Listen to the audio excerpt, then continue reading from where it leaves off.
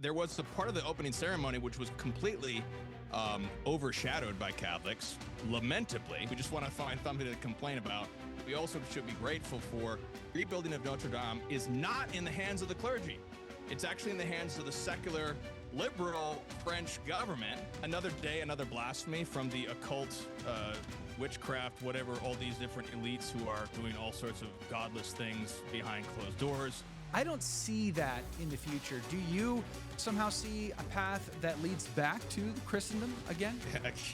Keep on going back to your local community. People moving to St. Mary's, Kansas, having a Catholic town. By the way, my name is Joe McCLane. I host a radio program called A Catholic Take, where we look at the world through a Catholic lens. I'd love for you to hang out with us. If you like it, give it a thumbs up and let us know what you think in the comments below. Recently, I discovered that the term Last Supper is trending on Google. In fact, it is skyrocketing around the world, which made me think of Timothy Flanders, who is the editor at 1peter5.com.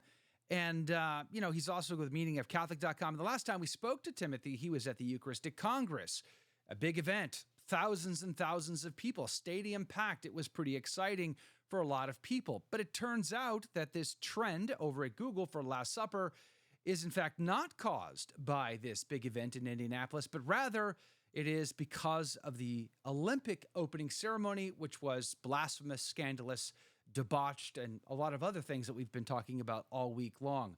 We've invited Timothy Flanders back on to sort of follow up on the last conversation we have in regards to the Eucharistic Congress. Timothy, good morning, and thanks for your time today. Hey, man, it was good to talk with you, Joe. Praise be to God. Glad you're on the team. Thanks for doing it. So you've had now, a week and a half, 2 weeks to sort of decompress from the Eucharistic Congress. What were your final thoughts about your participation there? I was just, with any event that involves human beings, there's always going to be something to complain about. And I think that's ultimately a spiritually harmful attitude to have. And so I think we need to have an attitude of gratitude. I mean, that's the reality. That's the truth. And I feel very grateful for this event because it was very lots of positive elements. I wrote about it at 1Peter5, lots of traditional elements, even in things that might not be so traditional, like praise and worship music. I do believe that there is a reality in the graces given to pious souls, and that's a good thing we should be thankful for. I mean, this is an entire event that hasn't happened since 1941, and there was tens of thousands of Catholics parading through the streets of Indianapolis and then blasting Tantum Ergo in the World War I Memorial Park. So it was a glorious presentation of our Eucharistic Lord to the city, to the public, to our own souls, to the bishops.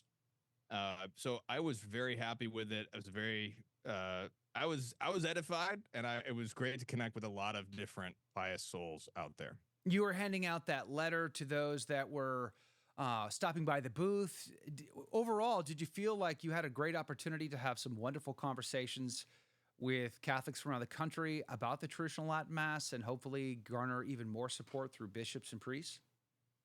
Yeah, it was really, I interacted with dozens of people. I had one single negative interaction among the dozens and dozens and dozens of people. Lots of seminarians love 1Peter5.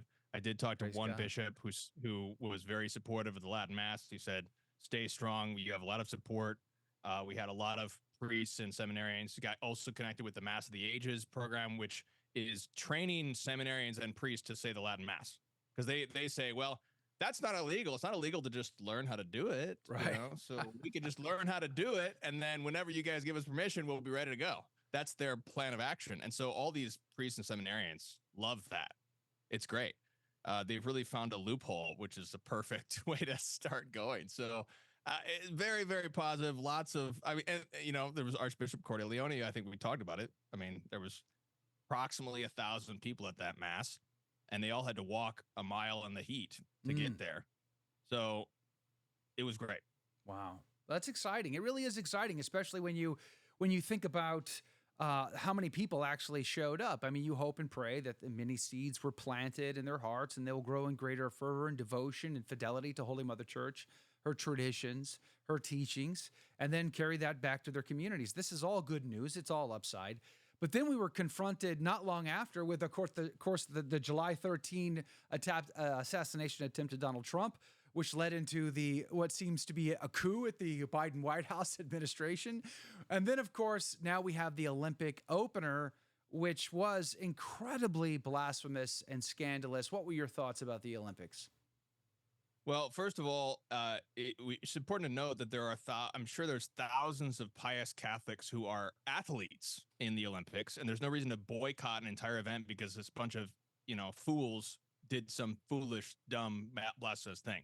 I think the Olympics itself is, in and of itself, is a great event. I mean, it's like a reflection of Christendom because it's countries working together, and this is what Catholics used to do. They used to have jousting and things like that between countries and fun sports and stuff like that. So there was a part of the opening ceremony which was completely overshadowed by Catholics, lamentably, and that was the celebration. The opening ceremony actually celebrated the rebuilding of Notre Dame. There was a segment, everybody missed it because they were focusing on this disgusting other part, and I understand that. But like I said, we just want to find something to complain about. We also should be grateful for the irony of God's providence, which is that the rebuilding of Notre Dame is not in the hands of the clergy. It's actually in the hands of the secular, liberal French government. And they're thinking, well, actually, we shouldn't do what the bishops want because they want to make an ugly church. That's what they want to do. And that's where then our revenue for tourism would go zero. Yeah. What we should do is we should actually imitate all the medieval rebuildings. So what they're doing is they're actually rebuilding it in a medieval method. So they're actually using all the medieval methods and materials that were used way back hundreds and hundreds of years ago, which is an amazing feat in and of itself. There's a whole National Geographic about it. So the opening ceremony actually celebrated this thing. Now, yes, it's an icon of just secular France, but think about the victory here, because we had a celebration of there was like the other demonic part was the rock band celebrating the beheading of Marie Antoinette with a bunch of blood thrown everywhere. So that right there, if we let that define, they would never allow Notre Dame to happen. You know what the French revolutionaries did to Notre Dame. They desecrated it. Right. Yeah. That's what they really want to do to Notre Dame. But we have actually a victory here for the Catholic Church in Notre Dame, which is a great thing. And that's something very exciting, that our children are going to still have Notre Dame as it was that our forefathers had. So I think this is just another day, another blasphemy from the occult, witchcraft, whatever, all these different elites who are doing all sorts of godless things behind closed doors. So we need to make public reparation. There's already been various acts of Catholics in France. And we need to be more forceful in the public liturgy of the streets, and more. And I mean, when we show these things, when we show a beautiful procession for Corpus Christi, I mean, like just comparing that with the Eucharistic Congress, or just going into the beautiful church that had the perpetual adoration, or going into Notre Dame as it is today. That's so much more beautiful, and everybody recognizes it, than this debauchery. It's just dumb. Yeah. It just it's ugly. It's literally ugly. And if you have a secular art critic who's an atheist, he won't appreciate that because that's not art.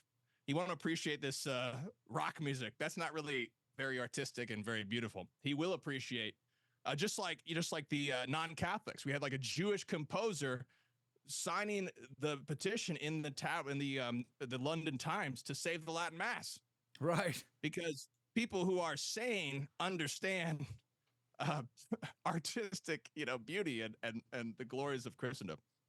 Yeah, it's bizarre. One of the points that I wanted to bring up with you today is, it's not just the opening ceremony, which was incredibly blasphemous, sacrilegious, and debauched. I mean, it's obvious to, I think, almost everybody, right? Like everybody sees that and goes, oh yeah, that's really bad. But like today, there's the story trending over on Twitter, on X, of this Italian female boxer who was forced to fight a biological male pretending to be a female boxer. She gets hit in the head so hard that she has to throw the fight before it gets worse. And then, she's crying because she wanted nothing more than to compete at her peak performance, do her best, etc. I mean, this is, I think, a symptom of a much greater problem in society, which takes me back to the Eucharistic Congress. It was a beautiful event, but something we talked about kind of before, we touched on before the last time you're on is, hey, listen, is this really going to be serious? Are we being serious about this? Do we really want to take back society? Do we really want to change things for the absolute good? Or just do we really want more of the same? And I think that's a big question that a lot of Catholics really don't want to face. They don't want to confront that.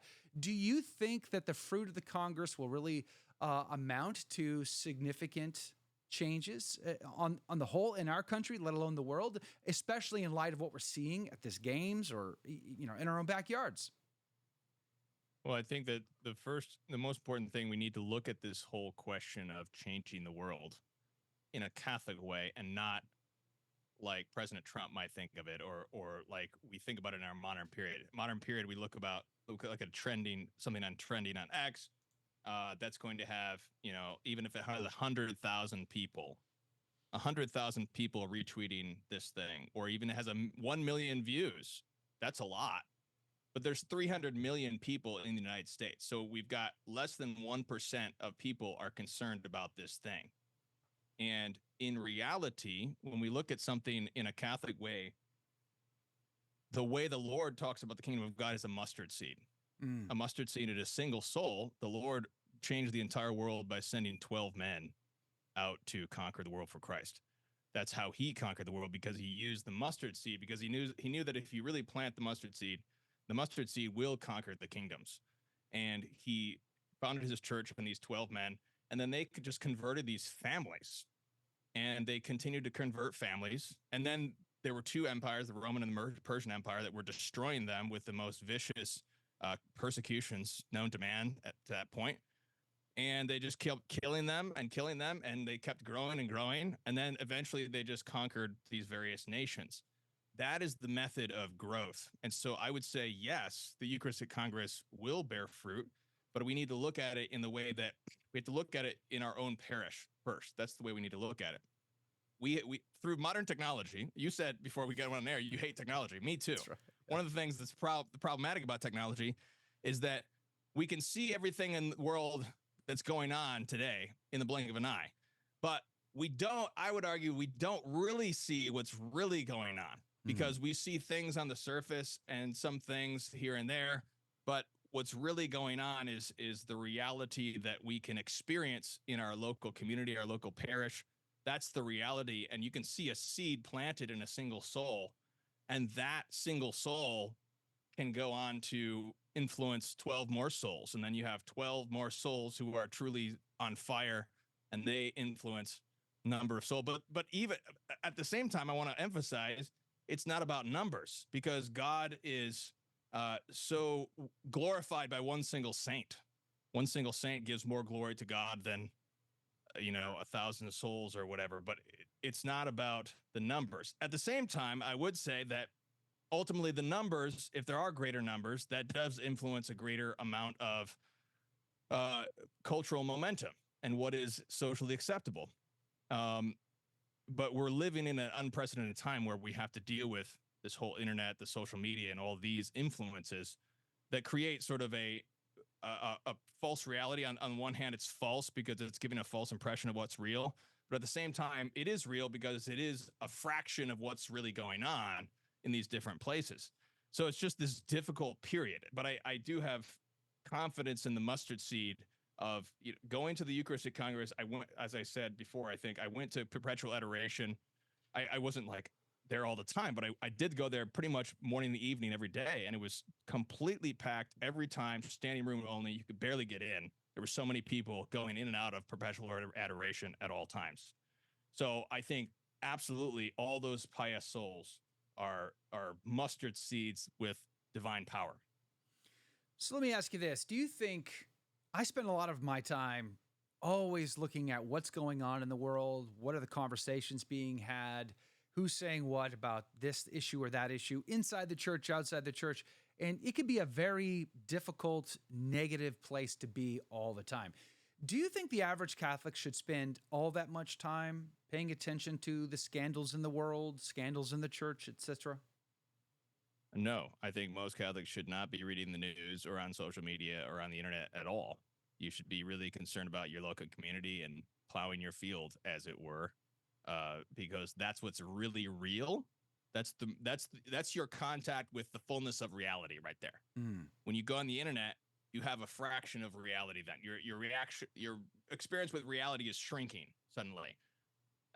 When you interact with real people in the flesh, when you interact with the natural world in the flesh, when you grow a garden, all this good stuff, then you have contact with reality. And that's how, I mean, the one of the reasons we have atheism today, Joe, is because modern man has been so disconnected with the natural world. He's insulated by all his technology from the reality of the way that the world really works. And if Catholics continue to get in this cycle of all the world, and I have the same thing, Joe. I mean, I make my income on the internet by following what's going on. And so my struggle is just simply, we want to acknowledge what's going on. We want to give people practical tips to deal with that so they can get back to their reality. And then they can also pass down the faith to their children. They can defend their children against these scandals that are going on. And we can just get on with the Catholic life because God is in control. Jesus is king. He's on the throne. And if you're feeling anxious and your peace is disturbed by these scandals and stuff, stop, get off the internet, unplug, throw away your phone. You need to work on your spiritual life. That's what's most important, and work on the reality of your local community.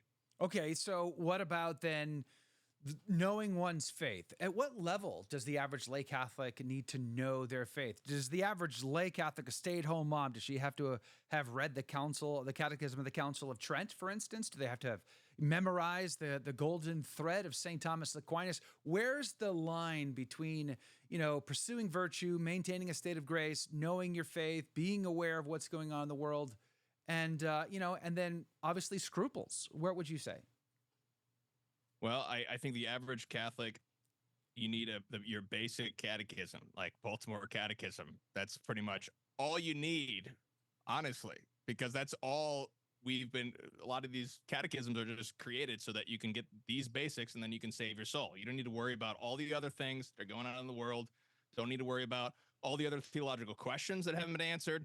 Is the Pope infallible when he's not ex cathedra? In this and that case or the other, what about this encyclical? Just don't worry about that. Work on your salvation. Now, on the other hand, for non-Catholics, when I was Eastern Orthodox, I needed the internet to connect me with Catholics who knew their faith enough to answer the objections of Eastern Orthodoxy. And it was because of the internet that I got connected with other Catholics that were not in my local community. And it was because of them that I became Catholic. So on the other hand, there's also, if Catholics feel, if they have a particular gift of teaching or research or whatever, you need to join the fray, brother. Like, Joe, this is what you're doing. You've got talent. You can do this you've got gifts from God to share the faith. So that's what you're doing. And so somebody can come along and get connected with the faith through you. But I think that many, many, many Catholics out there, we need to be content with the glories of the faith, the glories of the spiritual life, which is so much excitement and joy in that we don't need to worry and be anxious about all these other things going on or all the other questions that are beyond our power. Well, I got to tell you, one of the things that I'm concerned about for sure is just the effect, the impact that all the shenanigans, to use the Olympics as my example again, all of this impact has on my kids and their future. I mean, if this is this bad now, what is it going to be in 20 years from now? I don't see the world going in a good direction. I can't fathom an idea, a path, an option that says, oh, don't worry, we're going to vote the right people into office. And oh, don't worry, the Cardinals will vote the right Pope into office. And then everything is going to be happy-go-lucky, fine, peaceful, and content, and everything's going to be right in the world. I don't see that in the future. Do you somehow see a path that leads back to the Christendom again? Well, the path that leads back to Christendom, I keep on going back to your local community. People moving to St. Mary's, Kansas, having a Catholic town, for example. We have in St. Louis, Missouri, there is a celebration of Catholicism that's coming up in a few weeks, the celebration of St. Louis, which is a glorious festival taking back the city. we can't take back the country until they take back the city. I mean, Joe, I'm actually my political views are quite controversial regarding the United States, and I'm an anti-federalist secessionist, so I don't really have a lot of faith in like let's take back the country, because the United States is 300 million people. It's an empire that cannot be ruled according to Catholic subsidiarity. We need to focus, get back to the local community. I can see in the local communities the path back to Christendom. You can see in different communities out there. You don't really see it on the news because they're not covering all these local towns and villages and cities and whatever and communities. They don't cover that. That's not. So, but if you go to those places, if you're moving to these different places, this is what a lot of Catholics are doing. They're moving to these different places. I have friends who moved nearby the Clear Creek Monastery. Sure. There's a great community out there. I was just there. So this is Christendom is real in those areas. You can feel it because that's we have the Three Hearts pilgrimage, for example. So there's different places, different communities that are going strong, and that's what's really great for our children when they can have this community where they're insulated for a time from the filthiness, and they can be formed. And then once they're formed, then they can face the filthiness, and they can know what's really going on and all the evil there. And then they can then build their own community too. And this is definitely exciting for me because I can see it in certain places. But when we look at the macro level, we don't see that because it's not there. It has to start. As I said, this is the way the Lord founded his church, through families, to communities, to cities, to towns, then to nations. And we have to build. That's the foundation. We don't have that foundation. If we don't have the foundation, we can't go big after that. We can't go big and try to force it on everybody, all these other local communities. We can't do that. That's not the Catholic way either. That's not going to work, because then all these these poor souls who are so corrupted by the woke mind virus, they'll just rebel and do who knows what because they won't accept that. Yeah. We have to work on that local mustard seed method, and that is what will win the day in the end. Okay, let me play the devil's advocate or push back just a wee bit on that. One, I think I can hear the criticism in my head right now. Oh, but Timothy, you're just going to create your little Catholic bubble, and you're not going to be aware of what's going on, and you're just going to be sort of in this echo chamber of people just like you, think like you, talk like you. And, how is that? I think I can hear that right now. So I would like to know how you respond to that. And then number two, if we go into our Catholic communities, are we not leaving this fallen secular world behind to the point where who will be left to help evangelize those people? What would you say to that? Well, first of all, I would concede that there is a danger of the echo chamber effect. That's true. You can get in this Catholic circle. So if you have no friends who are not Catholic, you don't even know how to talk to a non-Catholic. That's true. That's a true issue. However, I would say that the church has always existed both in the monastic community or in the ghetto, Catholic ghetto, and in the missionary field as well. The church has always been fighting on both fronts. And we don't need to make a distinction. We don't need to put these in conflict. They're actually two different fronts that need to be fought at the same time. And it's always been that way. When after Constantine, that was when monasticism became a big thing, where they had the monks, and the church has always had those monks and the missionaries, monks and the missionaries. And in the same way, in this country, we did have these Catholic ghettos because Catholics were keeping their ethnic identity. They were still speaking Italian in the Italian ghetto, etc. And that was what was keeping them Catholic, and was actually the destruction of those ghettos after the 50s and the invention of the highway, etc. When Catholics went from being Irish, Italian, to now they're all white.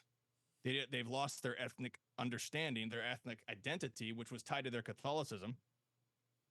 And we're now assimilating more and more to the milieu of American society.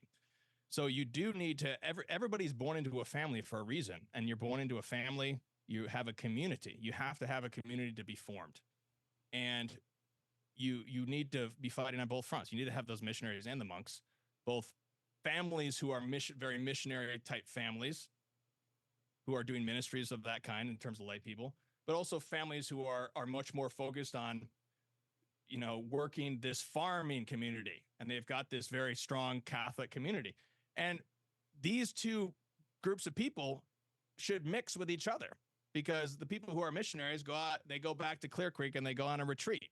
And it's because those people are in that community, they can have a retreat, and then they're refreshed, and then they can go back out to the missionary field. And some of these people who are in that Catholic ghetto are also sent to the missionary field too. It's just a both and, not an either or. Yeah. It is interesting, I would say, because in my own life, I can sit here and say, golly gee whiz, I really want to just have my little bubble. I really want my little compound in the woods. I really want to be at peace. I want to wake up to the sound of birds chirping and that sunrise coming up over that ridge, and have my coffee on the porch. And I just want to be at peace and not let the chaos of the world get to me. And yet at the same time, like, if we don't get serious about it, and this is another thing I want to get your take on, if we don't get serious about evangelizing the world, then we're going to see more souls go to hell. And that's going to happen on our watch. And I think we should take that very seriously. I have a theory and opinion, because right now we hear a lot about this, the age of the laity. Oh, this is the time of the laity. Fulton Sheen talked about that. A lot of people do. Well, I don't think this is the age of the laity. I don't believe the true evangelization of souls will happen because I do all I can do for the cause.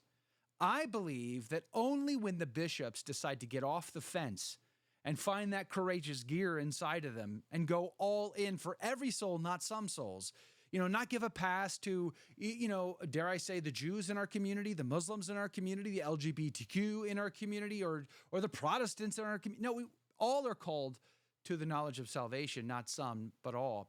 But only when the bishops decide that that's going to be their mission or bust will that even have a chance at happening. Would you say that's fair, or do you think that this is the age of the laity? Well, I think that we all have our role to play. On the one hand, I definitely agree with what you're saying in terms of the bishops, like going to the Congress. It felt there was a new energy in the Congress because the bishops were 100% on board. Praise this God. Is something where when the bishops get on board, it's even more intense. Like, we can all work. It's like these are our fathers in the faith. When your father in the faith leads you well, we're all in. And then the laity can also work better too, because they're the fathers. The fathers are the leaders. Nevertheless, fathers in the church are born from fathers in the family, and vocations are reared by lay men, especially, but also mothers, of course, have a role to play. And so there is a fundamental role for the laity, and we cannot raise up good priests who would eventually become good bishops unless we have parents who are rock solid, and they're fighting the good fight too. So we all have a role to play, and we need to be thinking most of all about what can I do? What is the predominant vice in my heart that is preventing my growth in holiness? That should be our one focus throughout the day. And as far as the sins and negligences of others, we will point them out if we can edify our brother in that way. But the focus of our hearts throughout the day should be overcoming the evil in ourselves. Yeah. So, okay, I want to go back to something you said a minute ago, because you did pique my interest about your politics and our country. I can get the ire up of some of my members of my audience, because I'm not the biggest Donald Trump fan in the room, to be sure. I've got a lot of criticisms for him and J.D. Vance, I would say. And conservatism in general today, it seems like conservatives don't conserve all that much. They're not defending marriage between a man and a woman. They're certainly not defending, the right to life at conception. IVF is now okay. It's getting a pass from people like Senator Ted Cruz, et cetera. I know it's better than the alternative, but that to me seems like too low of a bar. So what would the future look like? What would be the ultimate political system in our country that would lead to, sort of natural law being the law of the land, let alone the Catholic faith? Well, first of all, before I anger any Trump lovers, I also don't like Trump, but I voted for him twice and I'll vote for him again. I mean, just so everyone knows before I talk about this topic, I think that, excuse me, I think the first political platform that we need to acknowledge is that every Christian is a monarchist because Jesus is king. Amen. And that phrase should be the primary political program. And that's the reason our forefathers were killed by the Roman Empire, because they said that Jesus is king. Now, they were trying to articulate the fact that this does not mean that we're trying to kill Caesar. We're just trying to say Jesus is the king of Caesar, so therefore Caesar must bow to Jesus. And so that, I think, if we start with that, we go back to basics. We say Jesus is king. That's our political platform. Then we can really challenge the fundamental basis of these United States. We have to cleanse the U.S. Constitution of its liberalism. What I mean by that is that the First Amendment to the U.S. Constitution is state atheism without the name. That's what the First Amendment is, because it fails to acknowledge that Jesus is king. Now, this is different than the colony of Maryland, which said we're a Christian country, but Protestants can worship freely. And the chickens have come home to roost in the United States, where because we have the First Amendment, we have religious liberty, which is not Christian toleration of Jews and heretics, which is totally different. This is just state atheism without the name. The state is neutral, so Jesus is not king to the U.S. Constitution. So therefore, we have what happened at the Republican National Convention. They were invoking various demon gods. Yeah. And this is just going to go on. It's going to get worse. Because we already see, is basically the Republican Party and conservatism is basically the Democratic Party in slow motion. It's basically just doing the same thing the liberals are doing, but just doing it slower. So it gives the illusion that they're conserving something because it's slow motion. But I think that the American experiment has failed. That's my opinion. That doesn't mean that we need to overthrow the country or anything like that. I'm not saying that. I'm saying that we need to go back to the fundamentals, and we need to preserve what is Catholic in these United States. There's a lot of Catholic elements, like the federalism of the Founding Fathers is basically the Catholic principle of subsidiarity. And this is something that got lost pretty early on in the United States because of a lot of different factors. But we have an opportunity today, because Roe versus Wade has fallen, that we can take back our communities and we can take back our states, and these different things. But we need to get back involved with our local government. But I think that the difficulty is that, and we saw this with COVID. We had various sheriffs, different counties have asserted this constitutional sheriff movement, where they say we're going to defend ourselves against the federal government, which is encroaching on our rights. But the problem is that we already have this sort of totalitarian technocratic state in Washington, D.C. We have a man who's a president who has thousands times more power than any king in the history known to man ever had for 4 years, more than any. This is a dictatorship for 4 years, and this is just an immense amount of power.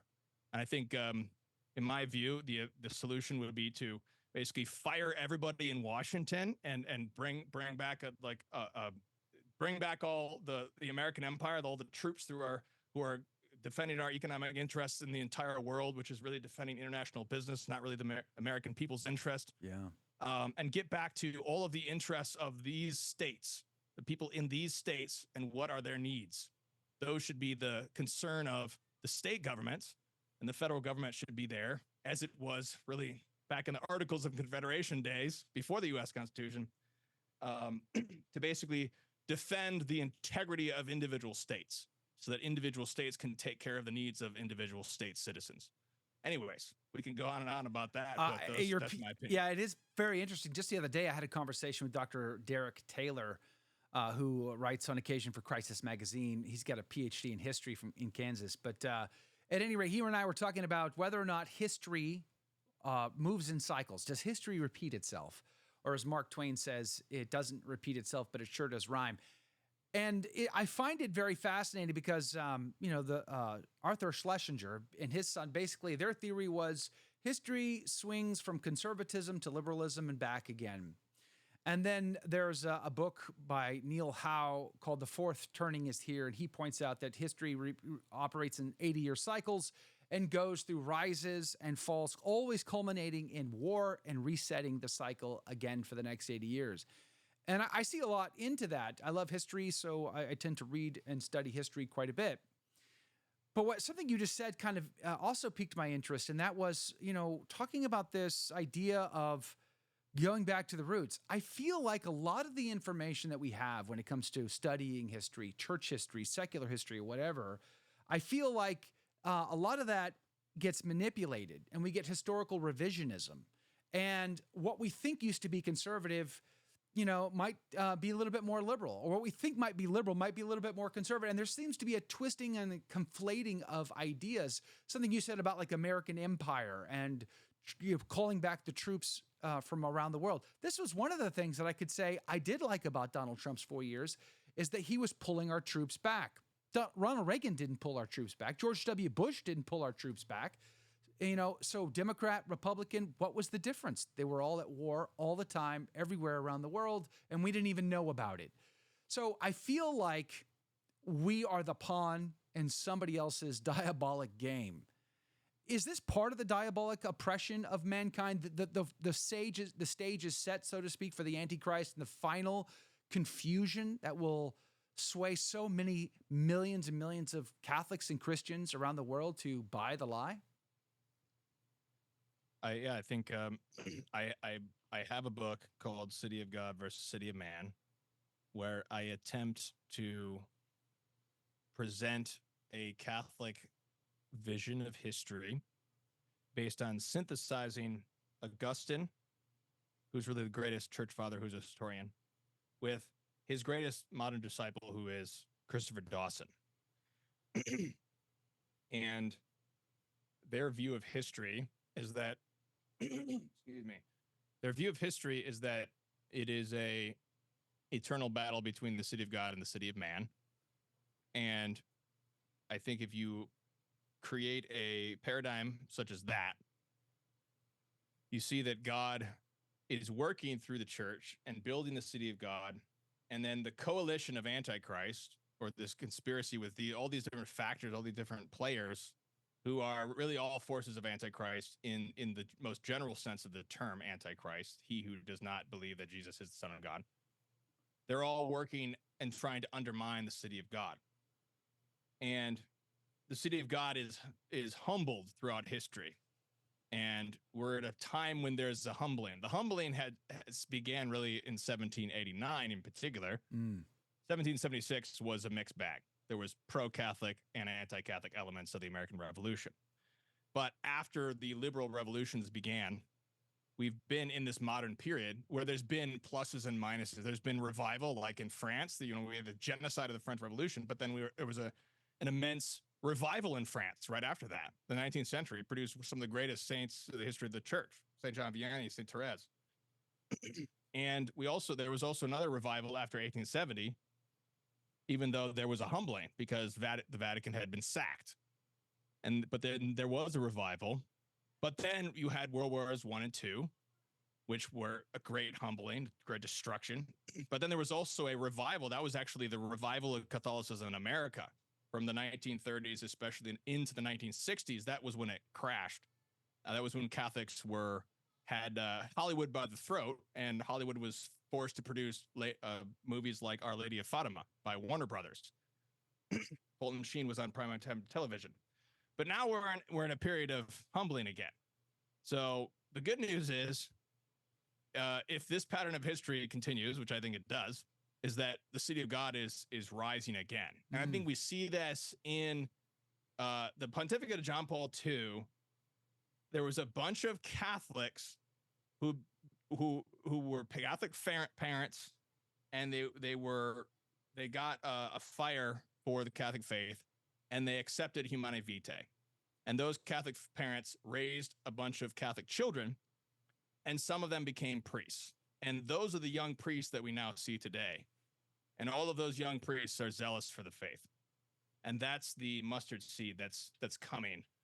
And it may take, we might not see that in our lifetime, Joe, but Well, some are the mustard saying, seed is on the rise. some are saying, well, you got the message of Fatima.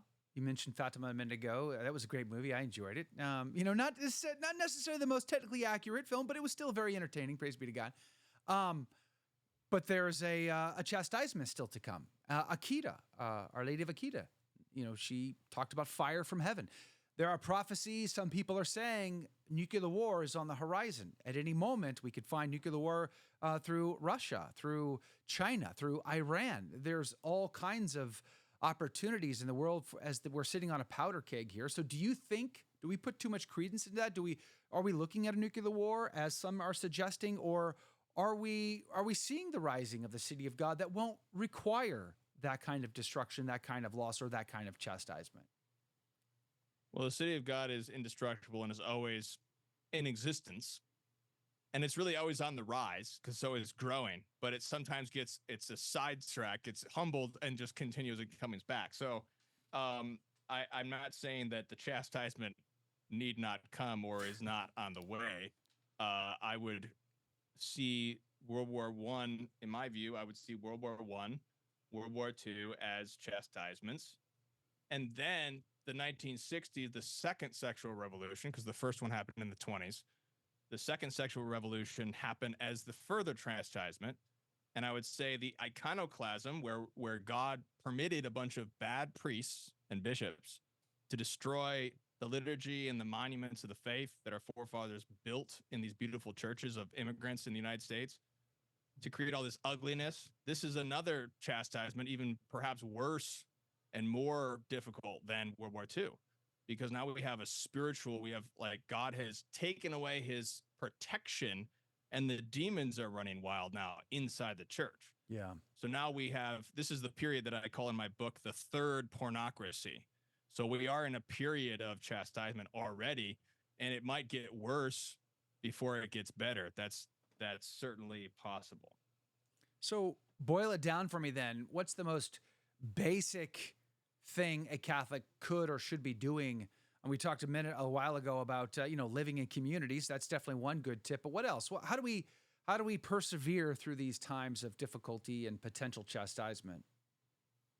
Well, one of the very basic things you need to do is that the Lord said some demons cannot be cast out by prayer and fasting. And this is something that 1 Peter 5, we have a lay sodality, 1peter5.com/fast, where Catholics around the world can return to the old disciplines of our forefathers of fasting. And this is very, very potent against the devil. And it's very important that we return to these things. If we want to be a traditional Catholic, we have to have a traditional Lent. And that's not very fun. Might not be good news for trads.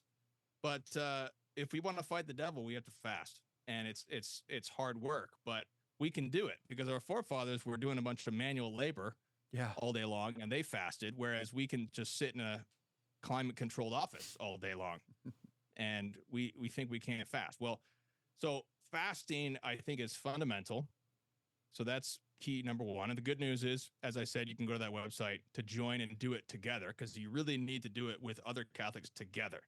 So like today is August 1st when this is being recorded, which is the beginning of the Dormition fast, which goes until the Assumption. There's also the St. Michael's Lent, which happens after the Assumption and goes to Michaelmas. That's another traditional period of fasting you can jump onto. There's also the Advent fast. So you can start the Advent fast either through the 4-week period of Advent, or you can start on Martinmas. So there's a bunch of fasting opportunities coming. What you can do is you can get your family together, or you can get people in your parish. You can say, hey, let's take on some fasting. Let's just agree. Let's all do this particular fasting discipline for this period. And I've been doing this past few years with my parish, and the men told me, a number of men came up to me last Lent. They're like, this is the best Lent I've ever had. Wow. Yes, because this is the way that our forefathers used to do Lent. This is what it's all about. So that's a very practical thing. I also have a book called When the Gates of Hell Prevail. That book it's called When the Gates of Hell Prevail, What Catholics Do in Dark Times. And it's meant to just be, this is a bunch of practical stuff, all these different practical things that we can be doing right now in the dark time. And this is just trying to say, here's what all our forefathers have gotten through so many dark times, and they persevered. And that's the reason we even have the faith, because they passed it down through all those dark times and they passed it down to us. So we just need to look at the zeal of our forefathers, look at what they practically did, and do those things with God's help. Timothy Flanders, grateful for you being on with us today. I enjoyed the conversation. Love to have you back. 1peter5.com is the website. Also, check out his other website, meaningofcatholic.com. We'll put links to both in the show notes, and to include his books and the resource on fasting as well. It's important in these times to make a determination, to make that decision to get off the fence, because I think the time for decision is coming to an end. And then after that, bad things, right? So decide right now to become a saint, and I guess you'll get the graces to pursue that with all vigor. Hey, Timothy Flanders, God bless you and God love you, my friend. Thanks again for being on. Thanks, Joe.